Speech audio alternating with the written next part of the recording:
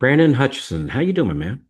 Man, I'm doing better than I deserve. How are you, Carl? I would not. I would not say that, man. You deserve greatness, man, because you are Uh, great. So, I appreciate you. yeah. How's everything in Tennessee, man?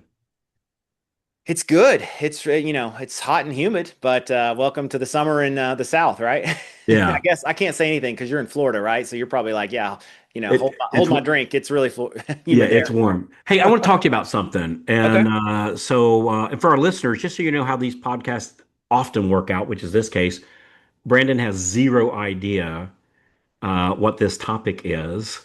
And so we do not script these things out. And usually what happens is I'm wanting to have a conversation with Brandon about something and get his take on something. And I just call him up and say, "Hey man, you got time to for a conversation?" I said, "Hey, before we do this, let me hit the record button just in case we use this." And I think we're going to use this one. Here's my topic. I was just talking with a loan officer this morning, and I asked him what his best year ever was.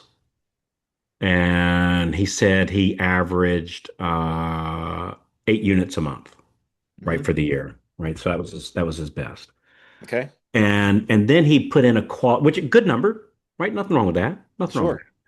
that. We can help him grow from that. By the way, Mhm. did you hear Jimmy just finished a study that our average, no, no, no, that 86% of our next level coaching members doubled their income in the last 18 months.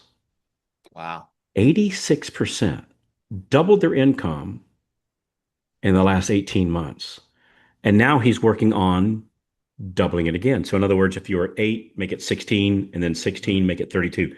So, 86% made it to six, whatever that number is. I'm just using Sure. 16 as an example. That's an impressive number, isn't it? That's super impressive, right? Yeah, if I said, "Hey man, you got an 86% chance of doubling your income," want to hear how? It's like, Yeah. We would take those duh. odds, right? Yeah, duh. Yeah. All right. So this guy was at 8 loans a month was his best year. Hmm. And currently he's at, oddly enough, he's at like 3 to 4. Hmm. And I said, well, what happened? Like what's going on? Well, he said the 8 was during COVID, so I don't count that. I said, well, wait a minute. And I found myself saying that same thing in the past. It's like, I have well, as well, yeah. during, yeah, yeah, yeah. I said, well, wait a minute. What if I reset my brain that that's normal for me? Because it is for somebody, Hmm. right? You and I know bunches of loan officers closing 8 loans a month, right? Right. And somebody closing two, it sounds like a lot. Somebody closing 20, it sounds like a little. So it's the number is whatever you put in your head. This is what my normal is. And I have found that whatever I think my normal is, I'll do the activity to make that happen because that's how I see myself. Does that make sense? Oh, 100%. Yeah. Yeah. So if somebody was at 4 and they said, yeah, but well, they were at, I was at 8, but that was during COVID. How do we reset our brain that 8 now is our normal, I'm using air quotes here, Hmm. our normal number? You know what I'm saying? Like right now, like if you don't mind me asking, like what'd you close last month or this month or like here recently? How many units? 15. Okay, 15. Hmm. So good number Hmm. by the way. So let's say that this month you're now doing 4. Hmm. You would go, holy Hmm. cow, something's wrong, right? Something's really screwed up because I'm a Yeah. 15 loans per month loan officer. Oh my God, I'm screwed up. Something's wrong. Whereas somebody that's closing 2 hits 4, they go, holy cow, a Hmm. phenomenal month. And it's all just a number that we have in our head that sets the stage of what we think we're capable of. So you're capable of 15, Hmm. but you didn't close 60 last month, right? You closed 15. So Right. how do we reset that? Like what makes somebody closing 15 close 15 and somebody closing 4 close 4? What is it? I mean, I think it's just focusing on like what's going to lead to that because success always leaves clues, right? So, like, you can look at the activity that this loan officer, he or she was doing during COVID to get 8 loans. Yes, the phone was probably ringing more incoming, right? But there were Yeah. still clues, right? Like, he still, like, he or she, if they track their leads, they would see, like, okay, this many leads were coming from realtors, this many were coming from database. What were the things that they did that led up to that, that helped with that, right? The Mhm. marketing that led up to it. So, I think that success leaves clues. And then one thing for like my team, we had a not a very good year. I know it's shouldn't say that, but like by our standards last year, right? And I had a lot of personal turmoil and things like that.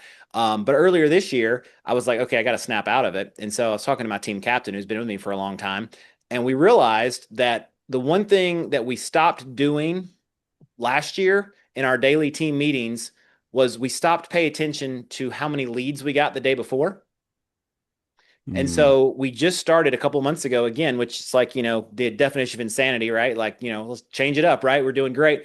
And so we changed it up is we just quit paying attention to that number. And so for years, from probably 2015 up to 2024, every day we had an agenda for our daily team meeting. And then the very first thing on the agenda was how many leads did we get yesterday? And are we on track or not on track? And we stopped doing Mhm. that. And so about 4 months ago, we just started doing that again. And every day it's okay. What's our number, right? We know we want to get 3 leads a day. And I don't worry about the results. I just worry about those leads. Am I doing enough activity to get those? And it was amazing. It was like an overnight transition in our business because we had not been getting enough leads. And then all of a sudden, as soon as we started looking at it every day and we talk about it for a couple minutes in the meeting, how many calls did we make? Did we send out a marketing email? Did we send out, a blast? What did we do? Do we have a class coming up? All those things, right? It's because now your brain starts going to that. What do we have to do so we don't miss that number? Mhm. So what you're saying is you shine a flashlight on the dark spots, Mm-hmm. and just the very fact that there's attention now on that thing, and it's not that it just by magic improves, but once I identify, oh gee, like this thing of, because I was going to ask you, all right, so I saw I'm down yesterday. Like Mm-hmm. I only got I need three every day. I got one yesterday, or none. I got none Mm-hmm. yesterday. What do you do about that? Well, again, success leaves clues. And so lack of success also leaves clues. Hmm. So if yesterday, so like last week, we were heading into a holiday. The day before a holiday is kind of tough, right? So you can't really judge it on that. Yeah. But if on a normal day, you say, okay, what hours was I in the office? What was I doing? Look at your calendar, right? Because again, what were the things that you did to get there? Hmm. And like we have this conversation, I know you have it all the time too, but I have it with our coaching students is like if you're doing the work, you have to like put the results out of your mind for a little while and you just have to do the work because if you do the work Hmm. over a period of time, like discipline in the same direction yields unbelievable results. And it's like if you just do that work over and over, you'll get the results. So again, but the one day shines a flashlight on it because it's really easy to look at your calendar and be like, well, I had like, a call with my accountant yesterday, and then I was talking to, my daughter's school, and then I was doing this, and then Hmm. I end up got sidetracked and squirreled and paid bills for an hour, and like during the middle of the workday. So that's pretty evident. I wasn't doing what I needed to do. I was robbing, my family of time while I was at Hmm. work because I wasn't doing the things I was supposed to do at work. So again, I think just shining that light on it just is a really good reminder, and it changes your activity like that. Hmm. So you do that. On your team meeting, how many leads? Because you know what that's. I mean, our team brings in some leads. Like the processor when she calls Mhm. the real estate agent. To that she needs help with the, Mhm. I don't know, ordering the termite inspection or whatever. Mhm. That they it's in their script at the end of the call to ask who else are you Mhm. working with that Brandon can help you with, or Mhm. that Carl can help, insert in loan officer that can help you with. Same thing with our loan partners, that's in their scripts that we're talking to the borrower. Hey, can Carl or can Brandon count on you when Mhm. a friend, family, coworker is looking to buy, sell, or refinance? Can he count on you to even call? So I get all that, but what I really think it's doing when you're doing that daily meeting and looking at the leads, I mean, really, ultimately, it's Brandon and it's the loan officer's job. So I'm really Mhm. kind of stepping on the scale myself, and my team members Accountability, are, yeah, and right? my team Because members you're telling are. them this is what I commit to doing. Yeah, and our team members, we're we're letting them know that we're either doing our job or not doing job to make sure they have job security, Hmm. right? Because it's part of our responsibility as a team. I've always thought, and I've mentioned it probably many times, I always thought one of the biggest advantages to having a team is having people that count on me. Because I'll let myself down, Hmm. but brother, I won't let you down, right? If at all possible, kind of thing. And I've always thought having a team really helps for the accountability. I like that, man. So you're shining a light of your own performance right in front of your team, Yeah. and And I mean, I think even individual loan officers, if they don't have a team yet, right? If they're closing one or two or three loans, they don't have enough closings to have a team, they can still do the same thing. And if you're not generating one lead every single day, then like just look at that the first thing before you look at your email, before you look in, whatever, before you check social media, look at your leads. Did I get a lead yesterday? Okay. What do I have to do to get a lead? It doesn't take very long. You pick up the phone, make a few calls, go see somebody, right? Call a past client, call a friend. There's so many different ways that we can get a lead. Hey there. Hey, if you're loving the tips so far, be sure to hit that subscribe button right down there and then tap the little bell so that you never miss out on more free, cool tips coming your way. Also, I would love to hear from you. Drop a comment beneath there. Let me know what you think or tell me what you'd like to hear next. hey, I'm gonna pivot here just for a Mm-hmm. second. My lead count is down by, let's say for the month, what'd you say, three a day? So when you do your three a day, is that three per calendar day or three per business day? So right now we're doing three per business day. So I told my Okay, team we actually are bringing on a new team member here next week, and I told them, okay, after we bring on the new team member, 2 weeks later we're going to go to four, right? Because now we've got another mouth to feed, I like right? that. So now it's like Hmm. we've got to do it. So we just look at the business days. So Hmm. again, we just kind of figure out what that number needs to be, and again, that's where years of coaching, right? Shameless plug. We know what our conversions are. We know how Yeah. historically we're able to follow up with people, and so we're just able to back into the numbers and see how many we need. So let's say we're doing four, so four times 20, that'd be 80 leads for the month. Hmm. And let's say as we're tracking it, we don't wait till the last month and go, oh gee, we're down. But let's Hmm. just say we're tracking this and we find ourselves on this slippery slope down, and I'm supposed to be at 80 and I'm at 32. Hmm. Give me the first couple things you do, like, oh, holy cow, I need leads right now. Hmm. What's a couple things that you would do? Yeah, so that's also why we track it every day, right? Because you can never get 50 leads behind because right, because you can't make up 50 leads on the last day of the month or the last 2 days of the month. You know what I mean? So So you know that's what? Yeah, that's a great point. So let me change my question. That's a great Mhm. point. So let's say, hey, yesterday I got one, I'm down by two. Mhm. Now today I need five. Mhm. What am I going to do? So there's a great book. I don't know if you've ever read it. It's called 10x is easier than 2x. Yeah. And so the whole point of the book, I'll just give like the brief overview. I can't remember the author's name, but it's like, if you think about like you want to double your business, you think, okay, well, I've got to double my effort, right? So if I made 20 phone calls yesterday to get one lead, I got to make 40 calls to get two leads, right? And the premise is it's easier because you shift your brain from thinking about doubling your effort to leverage and thinking like bigger, right? Because if you're like, okay, how do I get 10 leads instead of two leads? You can't just put forth 10 times as much effort. You can't make 200 calls and still do all your other things, right? Yeah. So I think a little bit is just shifting that paradigm a little bit. Okay, how can I create more leverage? If I'm going to go see people, like I was telling some of my coaching students last week, we were talking about this, and I was like, hey, if you do buddy lunches, like we love buddy lunches, right? Carl, you're a good realtor of mine. I say, hey, let's go have lunch. Instead of just going to have lunch with you, I say, Carl, will you bring two or three other people with you who I would get along with? I'm trying to meet five new realtors right now. I need five new partners, right? So it's like I'm leveraging now because now I have lunch with three people instead of one person. So again, you just start thinking about things differently. You look at, okay, if I'm going to send, and this is a long-winded answer, I'm sorry, but like No, no, that's great. I'm going to send out a blast email to my database of past clients. Say, okay, I can send that out. How, what gets the best results, right? Do I historically get best results by text only emails, by video emails, by, text messages? Like what typically gets the best results? And so we look at that. We look at like, so you're able to just look at the things and you think about, okay, if I need extra leads today, then I've got to do several of those things, right? I've got to invite five realtors on buddy lunches. I've got to call 10 new realtors. I've got to send a blast email to my past clients. I got to send, maybe a text to everyone who applied with me last year who didn't qualify, right? Whatever it is, you just start thinking about things like that. Like, okay, where are all the ways? If I told you, Carl, you can't go home and see your wife and kids until you get 5 leads. Mm, Like, think of all the ways that you would think of to get 5 leads, right? mm, Your brain would just start going to that place and you would start thinking, okay, well, I'm going to call these people. This is a good friend of mine. They would want to support me. This is right. This has been my best business partner over the last 10 years.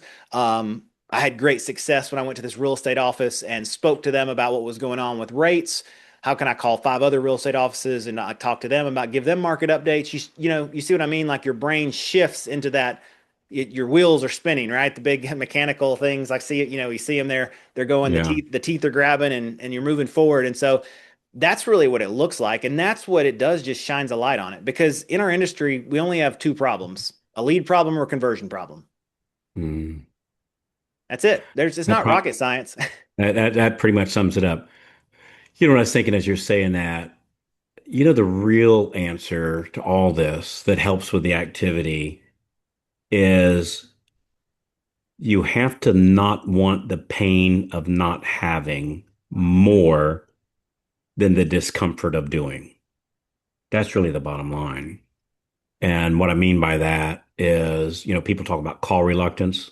I've Hmm. got that, right? I've got meeting reluctance. I'm a little bit of uh, I've mentioned this several times on the podcast. I'm a bit of an introvert. I'm what's called an extroverted introvert, that I Hmm. can come out of my shell and I enjoy doing it for, but like all day, every day. I'm not. I'm kind of you know, uh, I have call reluctance just like anybody else. But the real reluctance I have that's on a much, much, much higher scale is broke reluctance. I hate being broke, and I've been broke. I've been broke as a kid all the Hmm. time, but as an adult, I've been broke twice early on, early in my childhood or adulthood, and then one time, I don't know, probably in my 30s, I guess, something like that. And I learned I don't like broke at all. Hmm. And so that really helps with the activity. Yeah. Why do you think most people why do, and this is an accurate statement, why do most loan officers not do what it takes? I mean, I think that we all have, right, our insecurities, our call reluctance. We all have our childhood stuff, like all the things. Mhm. I think a lot of it is that I would bet 50% is like Yeah. limiting beliefs. They Yeah. don't think they're good enough. They don't think they deserve it. They don't think they're worthy, right? I think there's a lot of that.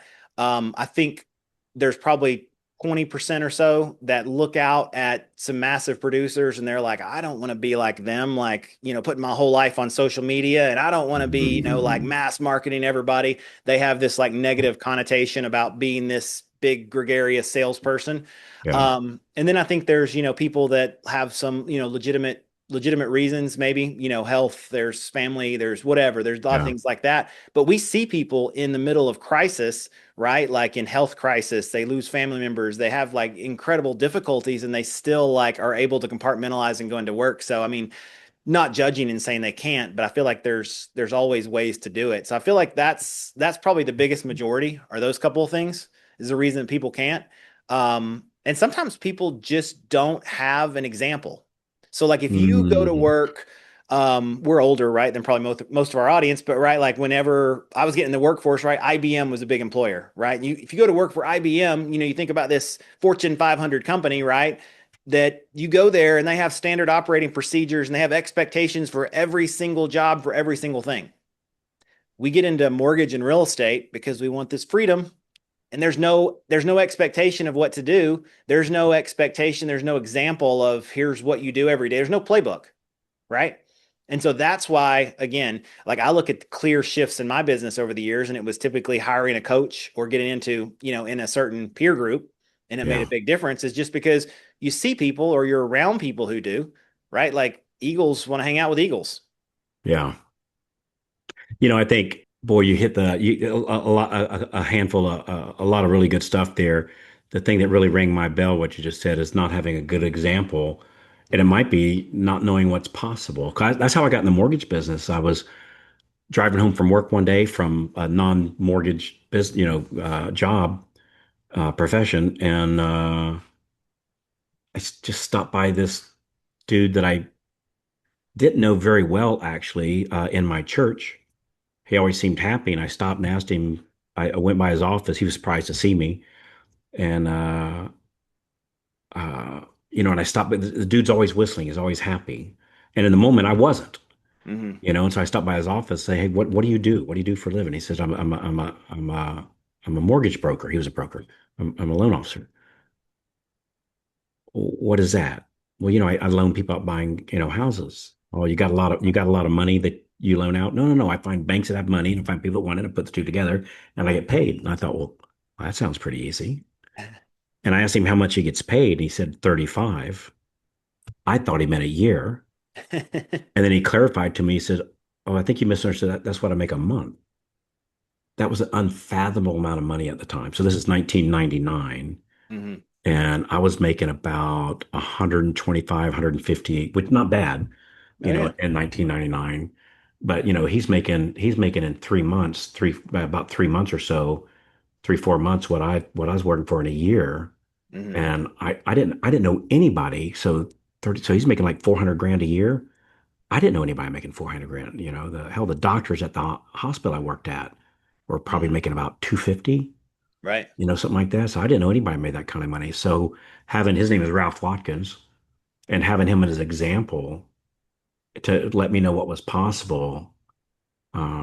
Yeah, that's a big part of it. So, hey, if you'd like to have talk as you listen to this day, and you'd like to have a talk with us to see uh, about us, I just came back from the doctor and did my annual physical, Mm. which came back surprisingly okay. As much as I've abused my body over the years, came back surprisingly okay. But it got me thinking, that's a good thing to do in our mortgage business is have somebody take a look at what we're doing, Hmm. non-judgmental, right? And just kind of have somebody do a physical to see. Oftentimes, there's area in your business that takes small little tweaks. Not most time we don't have to change everything. It's just small little tweaks. But until you have somebody from the outside look in, you're not real sure what those tweaks are. And so, if you'd like to talk to Brandon or myself about how we do this, if you just go to uh, getmoreloans.com, and we'll map out for you exactly how it is that 86% of our next level, one of our part of our coaching program, next level loan officers, 86% of them doubled their business last 18 months. We're very proud of that. And I know you played a huge part in that, Brandon. So, well done, brother. That's unheard of numbers, by the way. That's unbelievable. And by the way, it wasn't two people. This is like a lot of people, right? So it's Right. not like, well, we had two, so now we can say all of them, but Exactly. no, this is also a large thing. So, hey, man, anything I'm leaving on the table that we should have talked about today? Do you think we covered it? Think we covered it okay? No, I think we covered it, man. Like, I mean, it's not rocket science, right? We're not curing cancer. So it's like just find someone who's doing it and see what play they're running and just run the play. And And just that's copy that's them. what we do, right? We copy it, we run the play over and over. And it's That's like, it. you get a play that works and you just keep running it. That's it. Getmoreloans.com. We'll talk to me. Call in. Brandon, you're an awesome dude, Love it. man. Thanks. Thanks, Appreciate you, Carl. brother.